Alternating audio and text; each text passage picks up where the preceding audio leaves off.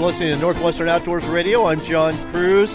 That motor you hear is putting along in the Clearwater River between Lewiston and Orofino.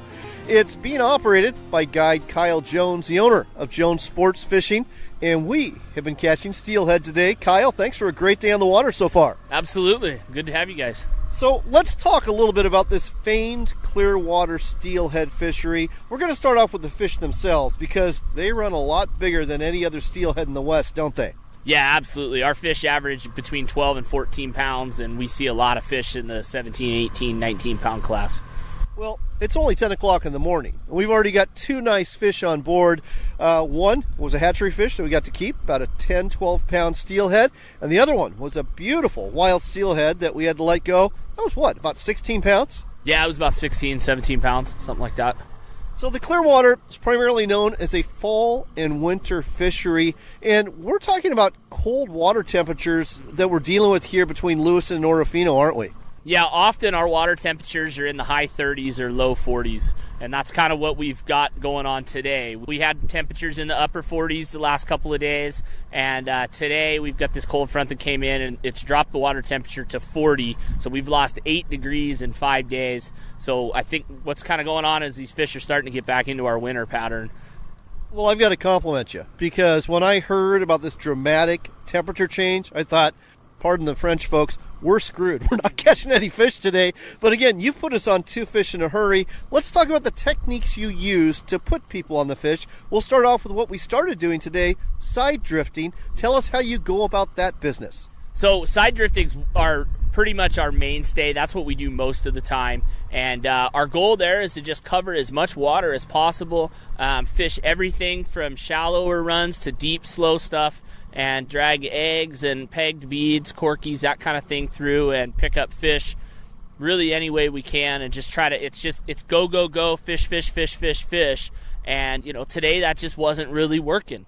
That's why we've now switched it up and we put out some plugs and some divers and shrimp. And with the shrimp, we're using little smile blades on top of them. And well, hold on. Before you get into the plugs and what we're using now, let's go back to the side drifting because it really is an effective method, not just in the Clearwater, but on the Snake River too, especially during the month of October and in early November. It's really worked for you. So what I found interesting is you're using these pegged corkies, pretty old school stuff. You're actually using yarn. I haven't seen a guide steelhead fishing with yarn in years. Oh yeah, yarn and eggs and that kind of thing are still a big part of what we do. There's a lot of times where, it's gotten to the point where almost everybody's fishing pegged beads anymore. And, 10 years ago when we were the only ones doing it, it was really effective. But it's almost got to the point where there's days where they've seen that now enough that we're going and slowing down with a big bait and a big chunk of, yarn on there and a bunch of eggs will get them going. A lot of people fish the Snake River with jigs under floats, and even on the Clearwater. A lot of folks are doing that too. Is that something you do as well, or are you pretty much doing the side drifting and the plugs when it comes to your style of fishing out of the boat here? I'll do all three. Most of what I do is we side drift and pull plugs, but there's a lot of times when the water gets really low and clear, which happens through the winter a lot, we will start slowing things down, and in the deep holes, the deep frog water slow stuff, we will fish jigs, bobbers and jigs and beads and eggs and all that kind of stuff too.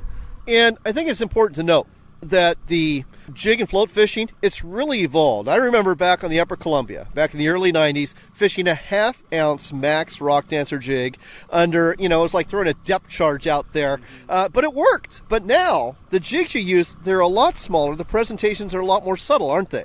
Yeah, they are. And one thing that happens here is a lot of guys still use some pretty big floats, but this is a big river system where we're fishing a lot of times 10 to 15 feet deep with them. So we're still fishing a lot of like the 1 ounce style floats, slip floats. What about the jigs underneath them? How big are those?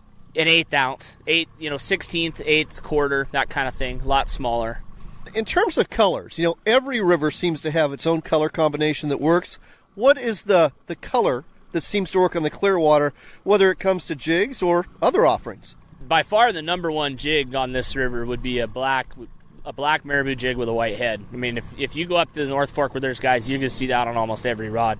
Other than that, pinks, oranges, pretty much every standard color will work, but especially for jigs and stuff, the local choice is black.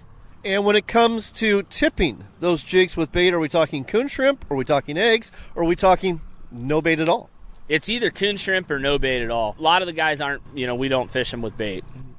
But getting back to you, with the side drifting, you're definitely fishing eggs. And now that we're pulling plugs, you're fishing shrimp. Yeah, we sweeten up our plugs by putting a shrimp on the belly hook. It really seems to get our strike ratio way higher than just a naked plug by itself.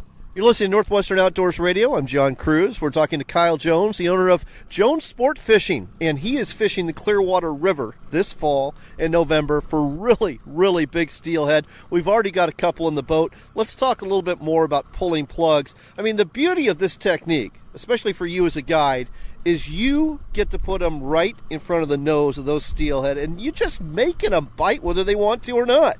Yeah, for one, it lets us control the chaos. And then we slow down. You can put the gear exactly where it needs to be and really force those fish. And you can find an active fish and come back at him multiple times until you get him to bite, as you just saw there a little bit ago. That's a lot of what it does. It lets us slow things down and make sure that we fish those buckets and stuff really effectively.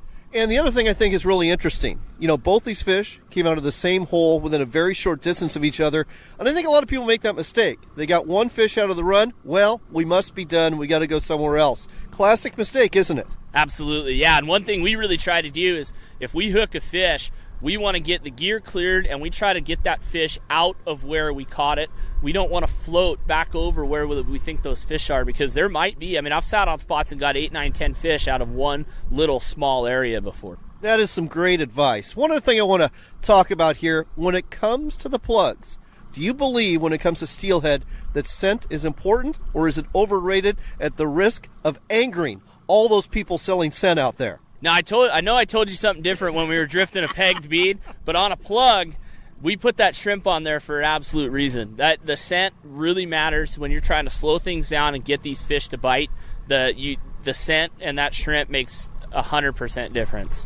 And what do you use for scent? Are you using Procure or something else? I'm just using the Columbia Basin bait shrimp and buy them right, just in the package and fish them just like that. I don't do a whole lot else to them. And I'll be honest, I have not heard of Columbia Basin bait shrimp before. Is that something specific to the Lewiston-Clarkston area? They're out of the Tri-Cities area.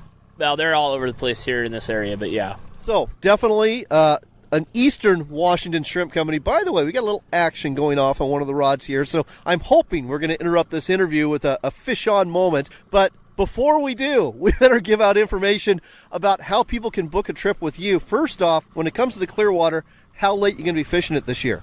We fish it all the way through about the first week of March. These fish come in, they overwinter, and we fish them all winter long. And then as water temperature starts to warm up, we usually get into about the first week of March before the water gets high and dirty and our spring rains come. All right. And if you're looking for places to stay, either Lewiston or Orofino, both good options. Both have hotels, both have restaurants.